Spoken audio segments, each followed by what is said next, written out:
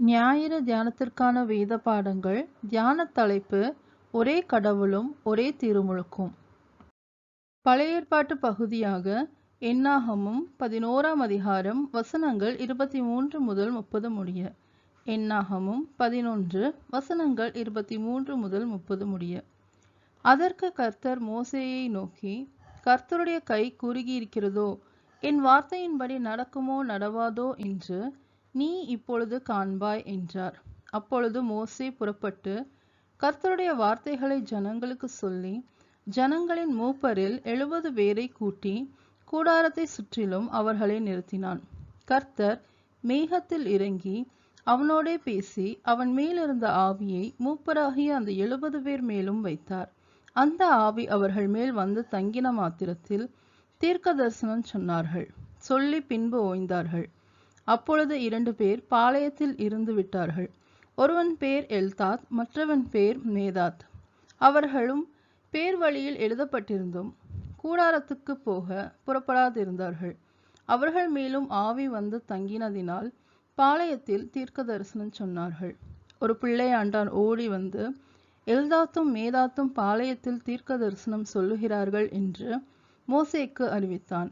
உடனே மோசேயினிடத்தில் உள்ள வாலிபரில் ஒருவனும் அவனுடைய ஊழியக்காரனும் நூனின் குமாரனாகிய யோசுவா பிரதியுத்தரமாக, என் ஆண்டவனாகிய மோசேயே, அவர்களை தடை பண்ணோம் என்றான். அதற்கு மோசே, நீ எனக்காக வைராக்கியம் காண்பிக்கிறாயோ? கர்த்தருடைய ஜனங்கள் எல்லாரும் தீர்க்க தரிசனம் சொல்லத்தக்கதாக கர்த்தர் தம்முடைய ஆவியை அவர்கள் மேல் இறங்க பண்ணினால் நலமாயிருக்குமே என்றான். பின்பு மோசேயும் இஸ்ரவேலின் மூப்பரும் பாளையத்திலே வந்து சேர்ந்தார்கள் என்பதே. தேவனுக்கே மகிமை உண்டாவதாக. நிருப பாடமாக அப்போஸ்தலனாகிய பவுல் கொரிந்தியருக்கு எழுதின முதலாம் நிருபம் 10ஆம் அதிகாரம் வசனங்கள் 1 முதல் 4 முடிய. 1 கொரிந்தியர் 10 வசனங்கள் 1 முதல் 4 முடிய. இப்படி இருக்க சகோதரரே, நீங்கள் எவைகளை அறிய வேண்டும் என்று இருக்கிறேன் என்றால், நம்முடைய பிதாக்கள் எல்லாரும் மேகத்துக்கு கீழாயிருந்தார்கள். எல்லாரும் சமுத்திரத்தின் வழியாய் நடந்து வந்தார்கள். எல்லாரும் மோசேக்குள்ளாக மேகத்தினாலும் சமுத்திரத்தினாலும் ஞானஸ்நானம் பண்ணப்பட்டார்கள். எல்லாரும் ஒரே ஞான போஜனத்தை புசித்தார்கள். எல்லாரும் ஒரே ஞான பானத்தை குடித்தார்கள். எப்படியெனில், அவர்களோட கூட சென்ற ஞான கன்மலையின் தண்ணீரை குடித்தார்கள்.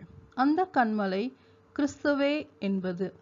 தேவனுக்கே மகிமை உண்டாவதாக. சுவிசேஷ பாடமாக யோவான் எழுதின சுவிசேஷம் 10ஆம் அதிகாரம் வசனங்கள் 7 முதல் 18 முடிய. யோவான் 10 வசனங்கள் 7 முதல் 18 முடிய. ஆதலால் இயேசு மறுபடியும் அவர்களை நோக்கி, நானே ஆடுகளுக்கு வாசல் என்று மெய்யாகவே மெய்யாகவே உங்களுக்கு சொல்லுகிறேன். எனக்கு முன்னே வந்தவர்கள் எல்லாரும் கள்ளரும் கொள்ளைக்காரருமாயிருக்கிறார்கள். ஆடுகள் அவர்களுக்கு செவி கொடுக்கவில்லை. நானே வாசல். என் வழியாய் ஒருவன் உட்பிரவேசித்தால் அவன் ரட்சிக்கப்படுவான். அவன் உள்ளும் புறமும் சென்று மேய்ச்சலை கண்டடைவான். திருடன் திருடவும் கொல்லவும் அழிக்கவும் வருகிறானே அன்றி வேறொன்றுக்கும் வரான். நானோ அவைகளுக்கு ஜீவன் உண்டாயிருக்கவும் அது பரிபூரணப்படவும் வந்தேன். நானே நல்ல மேய்ப்பன். நல்ல மேய்ப்பன் ஆடுகளுக்காக தன் ஜீவனை கொடுக்கிறான். மேய்ப்பனாய் இராதவனும் ஆடுகள் தனக்கு சொந்தமல்லாதவனுமான கூலியால் ஓனாய் வருகிறதைக் கண்டு ஆடுகளை விட்டு ஓடி போகிறான். அப்பொழுது ஓனாய் ஆடுகளை பீறி அவைகளை சிதறடிக்கும். கூலியால் கூலிக்காக வேலை செய்கிறவனாகையால் ஓடி போகிறான். ஆடுகளுக்காக அவன் கவலைப்படான். நானே நல்ல மேய்ப்பன். பிதா என்னை அறிந்திருக்கிறது போலவும் நான் பிதாவை அறிந்திருக்கிறது போலவும் நான் என்னுடையவைகளை அறிந்தும் என்னுடையவைகளால் அறியப்பட்டும் இருக்கிறேன். ஆடுகளுக்காக என் ஜீவனையும் கொடுக்கிறேன்.